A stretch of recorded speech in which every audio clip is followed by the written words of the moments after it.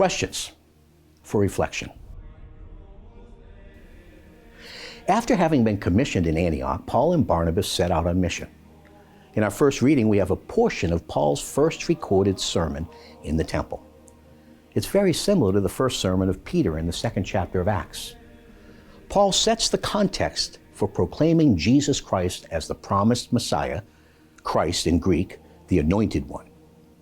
He explains that Jesus is the fulfillment of the law, the prophetic insights of the psalmist David, and messianic promises of the Hebrew prophets. He gives this sermon in the synagogue on the Sabbath day, invited to do so by the temple elders. Imagine how this might have seemed. By now, word of the rabbi named Saul, the great persecutor of the early followers of Jesus, the one who stood approvingly at the stoning of the deacon Stephen, but now, he's now using a new name and proclaiming that Jesus, the promised Messiah. And he did so with such authority and power. How? Once again, by the power of the Holy Spirit.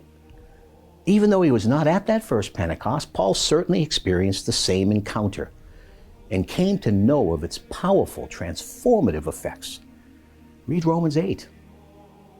The Holy Spirit capacitated the early followers of Jesus to go from being a frightened fraternity to a band of brothers and sisters of whom it was written, they turned the world upside down. Acts 17:6. They were empowered to carry forward in time the ongoing mission of Jesus until he returns to complete the work of redemption. And we are now numbered among them as that mission continues.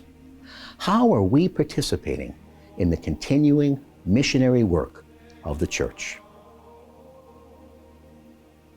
The psalmist in this messianic psalm sings of the oath God made with David and the promise God made to establish his kingdom. The Holy Spirit speaks through David. My hand will always be with him, my arm will make him strong. No enemy will be able to outwit him, no wicked man overcome him. I shall establish his power over the sea, his dominion over the rivers. So I shall make him my firstborn, the highest of earthly kings. And this promise is fulfilled by Jesus, the Christ of the lineage of David, the promised Messiah of Israel and of all the nations. This was and is a central claim of the church. The evangelist Matthew, in the gospel he wrote, begins with these words, and I quote, "The book of the genealogy of Jesus Christ, the son of David, the son of Abraham." Our gospel today immediately follows what is called the mandatum or mandate, the wonderful moment at the Last Supper after Jesus instituted the holy sacrifice of the Mass and the ministerial priesthood, when he got up from table and washed the feet of his disciples, a sign of his self-emptying love. Then he commanded us to do the same. Jesus said, "In all truth I tell you, no servant is greater than his master, no messenger is greater than the one who sent him. Now that you know this, blessed are you if you behave accordingly." Love is a verb. Foot washing expresses what living a Eucharistic life, a life of self-emptying love, is meant to look like.